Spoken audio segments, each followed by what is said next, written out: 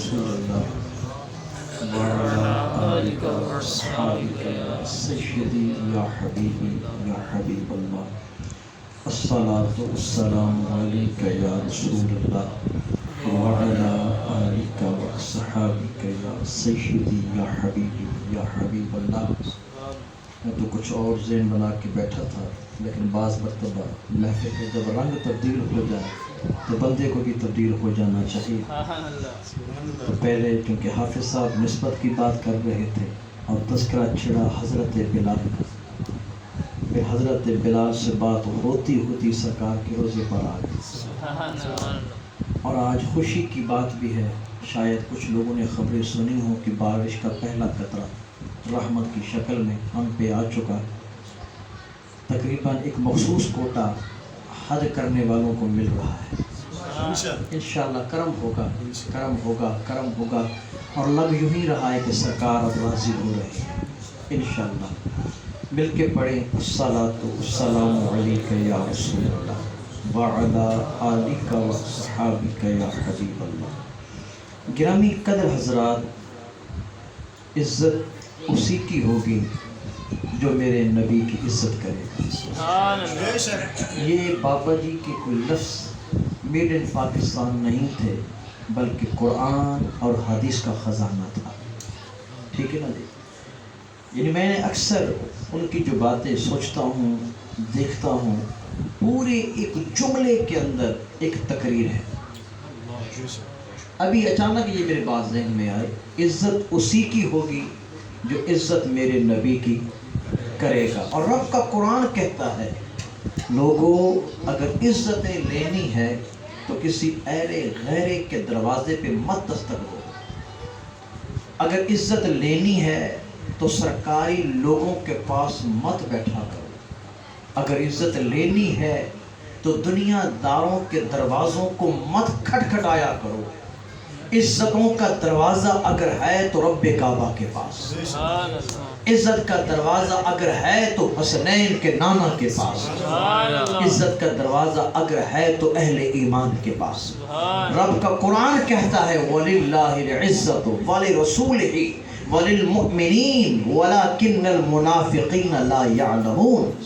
عزتیں اگر لینی ہیں تو کسی منافق سے عزت لینے کا راستہ نہ پوچھو، کسی منافق سے عزت کے حصول کا میتھڈ نہ پوچھو، بلکہ رب کے قرآن کو پڑھ لو، حسنین کے نانا کے فرمان کو پڑھ لو، اہل سیاح کی گفتگو کو پڑھ لو، تمہارا ایمان تازہ ہوتا جائے گا۔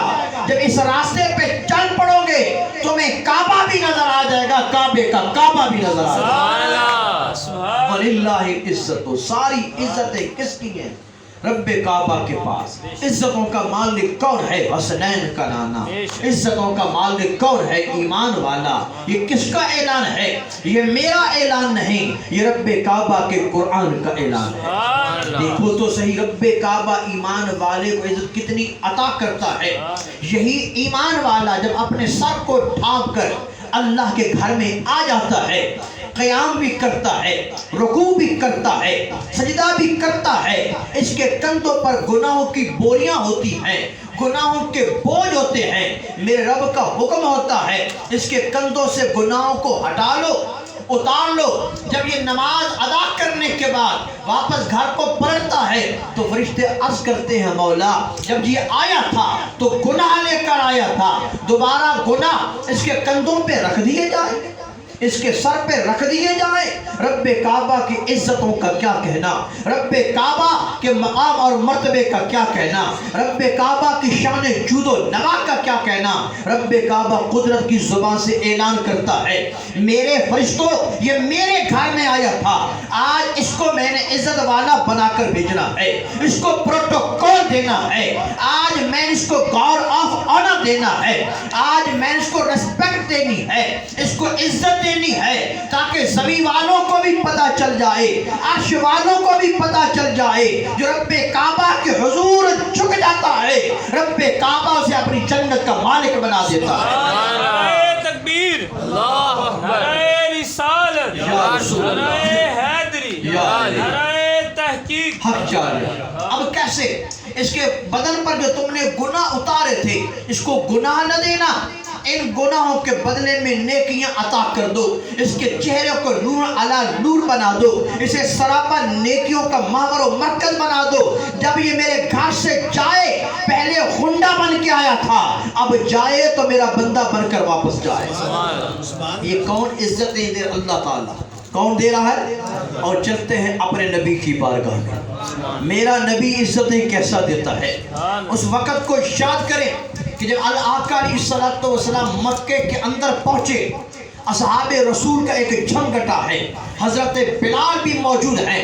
मेरे नबी ने हजरत बिलाल को काबे की छत पे खड़ा कर दिया। जो करना, काबे की छत पे खड़ा कर दिया कि अज़ान अज़ल से तेरे इश्क का तराना बनी, नमाज उसके नज़ारे का एक बहाना बनी, अदाए दीन सरापा नियाज थी तेरी, किसी को तकते रहना बिलाल नमाज थी तेरी। हजरत बिलाल काबे की छत पे खड़े हो गए। अब जब आज़ान दी जाए तो चेहरे का रुख काबे की तरफ किया जाता है, और कहने वाले ये भी कह देते हैं और गलत कह देते हैं कि हजरत बिलाल ने पूछा, या रसूलल्लाह सल्लल्लाहु अलैहि वसल्लम अपने चेहरे का रुख किधर करूं? मोहब्बत में पूछा नहीं जाता। अगर मोहब्बत में पूछना लायक होता तो मुमताज कादरी भी 32 गोलियां ना उतारता। पहले पूछता करूं कि न करूं, अदालत का दरवाजा खटखटाता करूं कि न करूं। ना मोहब्बत में पूछा नहीं जाता। मोहब्बत उस चिंगारी का नाम है जो बंदा मोमिन को मदीने का मुसाफिर बना देती है।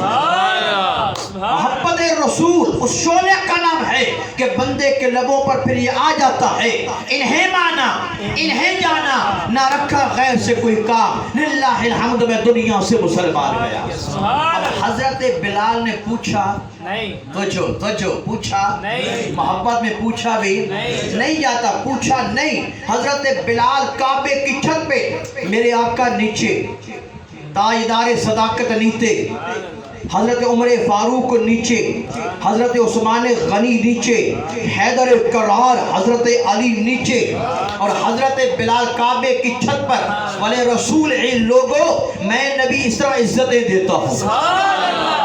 फिर भी अगर बंदे को यकीन ना आए तो बाबा जी के जनाजे को वो अपनी आंखों के सामने रखे तो उसका मुकद्दर भी रश करेगा कि जब अल्लाह के नबी ने खादिम हुसैन को इतनी इज्जतों वाला बनाया है, हजरत बिलाल को कितनी इज्जत अता फरमाई होगी। सोचे तो नहीं ना, ये शान खिदमतगारों की, सरदार का आलम क्या होगा।